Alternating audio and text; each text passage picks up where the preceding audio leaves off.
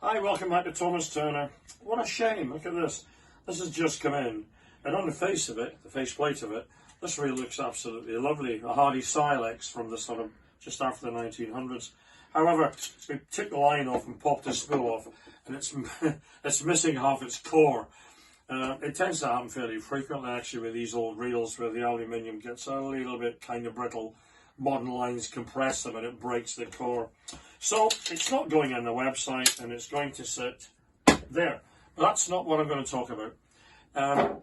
Went down to London last week and into Ascot. Lovely area, met some lovely people in a lovely house and bought a lovely rod. Now that's a lot of lovelies in one sentence. After going through all of the tackle with the modern game fishing, the Bruce and Walkers, the Abus, the hexagraphs and the hardy rods and reels, we came out with this baby here. And what we have is a beautiful, let's see this, 18-foot, 3-piece Greenheart salmon fly rod. Now we've done a lot about Greenheart recently, and the more I talk about it, of course, the more of them appear. It's a South American very dense hardwood, which has got its own waterproof qualities, so you can understand the reason manufacturers and makers use this to build the rods. This is by David Duguid of Scotland. Easy for you to say. So we're going to put a very Scottish tinge to it. A wee tackle shop up in the north of Scotland. Services all of the big rivers up there, as did many other shops. But this one is a little bit different. If you can see down here, this has got a custom fitted leather handle, which would have been done during or after the making process. This would have been a special order. It would have been additional cost. Why would you do it? Well, it's softer than the Greenheart. It's more comfortable to hold. It's not as slippy in the rain. And it looks great. And if you can afford it, why not? It's a beautiful thing. Maker's name down the bottom here. Lovely bronze fittings. And at the top of the ferrule, I've got to be careful I don't take somebody's eye out. Lovely bronze ferrules. It's got a little tie loop there. So when you put the two sections together, you tie them. Because Greenheart flexes that much, there are occasions where the joints will actually part. And it's got its original little turned rosewood and cork stopper. This is a beautiful thing. It's in good condition.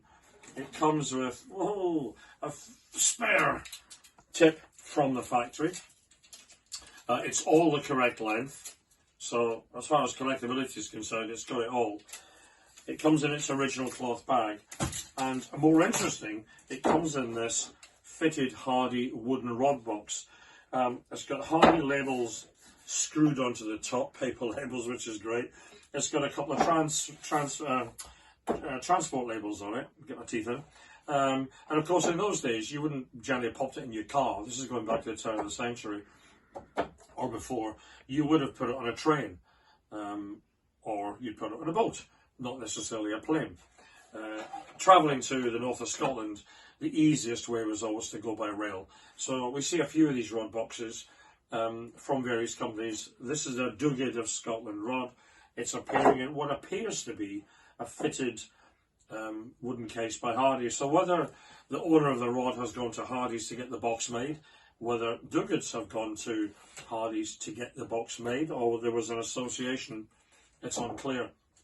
But I agreed with the owners of the rod that we wouldn't sell it on a website, because I think it's important that throughout the tackle dealings that we have, we retain some of the nice and the interesting pieces to take to the shows, to take to the fairs, to show everybody where we've come from in terms of the history of the rods, the materials, the styles. A rod's still a rod. It hasn't changed that much. Sure, the materials have changed. I took this out and put it together in the garden. 18 foot long, and it's an absolute monster. There's literally no control. As you cast this, it's all over the place. You would have had a giant brass reel on the bottom, much bigger than this, to balance it. You would have had a silk line. It would have been waxed and treated, and it probably works. But the amount of travel at the top of the rod compared to the bottom of the rod is phenomenal. Up in the north of Scotland, of course, there are a lot of big salmon rivers. There were a lot of tackle dealers as well. I just took the Aberdeen area this morning and went through some of the lists of tackle dealers. And we have we have a Brown of Aberdeen, we have a Garden, a Gordon, a Playfair, a Stratton, a Henderson, a Hutchinson, a Lane, an Archie, a Ritchie, a Lewis, and on. You know, so obviously it was a very busy area. I imagine the whole of the UK and the whole world were coming to Scotland at the turn of the century to fish for big salmon in clean rivers. Most of that, of course, has changed these days. But an interesting piece of history. We're going to do a vlog about it. So some of this information and perhaps a bit more will go into the blog. So if you do have an interest in looking at this sort of tackle, then come back to the Thomas Turner, go to the top of the website, go to the blogs and videos, and have a look at the blog as well with some of the still photographs, which will give you a close-up of the parts that we can't see from a distance. So I'm now going to wrestle with this and try and get it back in the box.